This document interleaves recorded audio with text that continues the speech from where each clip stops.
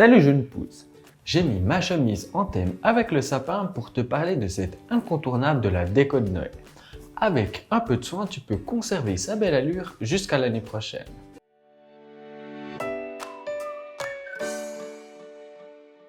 Chaque année, il y a de plus en plus de variétés de conifères proposées comme sapin de Noël.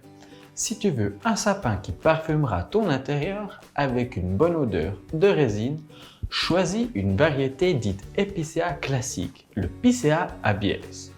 Dommage qu'il perde si vite ses aiguilles à la chaleur. J'ai renoncé à cette variété pour cette raison. Je préfère le Norman, Abies normanniana en latin. La plante vedette depuis quelques années que l'on trouve de plus en plus à des prix abordables. Il faut dire qu'il était très cher il y a quelques années. Il peut rester plusieurs semaines chez toi sans perdre sa belle allure, moyennant cependant un peu de soin.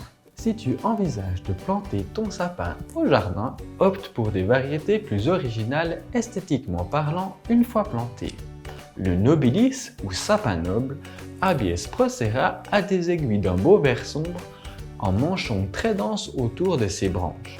Le pungens ou sapin bleu, Picea pungens glauca, est d'un bleu très lumineux. Tous deux supportent un séjour court tout de même en intérieur sans trop perdre leurs aiguilles. Bien entendu, pour pouvoir être planté ensuite, ton sapin doit avoir été cultivé en pot. Ne le prends donc pas trop grand, pas plus que 1,20 m. Plus il est âgé, donc plus il sera grand, plus il sera coûteux et aura du mal à reprendre une fois au jardin, et encore plus s'il est allé à l'intérieur. Surtout, ne plante pas ton sapin à chaque Noël. Un sapin, au fil des années, ça prend énormément de place. Peu de jardins peuvent en contenir déjà un, alors imagine plusieurs. Fais-le pour un événement particulier, le premier enfant ou le petit enfant, ou un événement dont tu auras longtemps le souvenir. Si tu le peux, place ton sapin bien visible depuis la maison.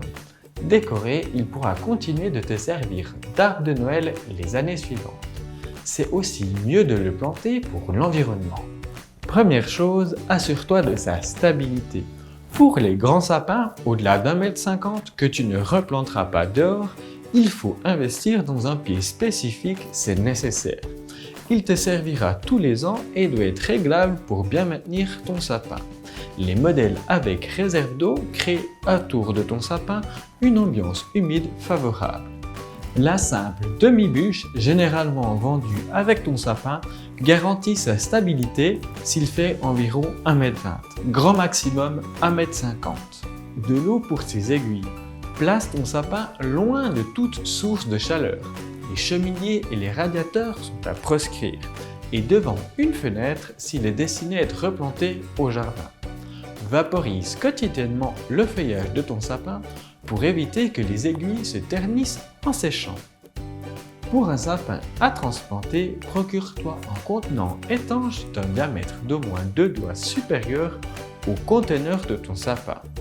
Dépose au fond une couche de gravier ou de billes d'argile, puis place le conteneur dedans et comble les vides avec de la tourbe et maintiens bien humide. Fais-le attendre. Il est hors de question de planter ton sapin en plein hiver.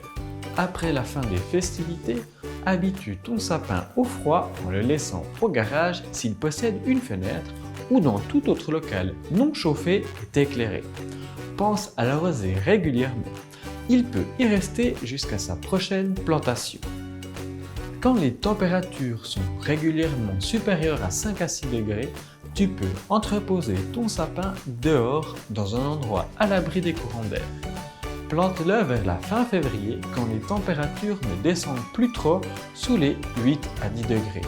Choisis dans ton jardin un endroit éloigné de toute construction et bien dégagé. Ton sapin, 20 ans plus tard, mesurera 15 mètres de haut et 8 à 10 mètres de large. Ne l'oublie pas.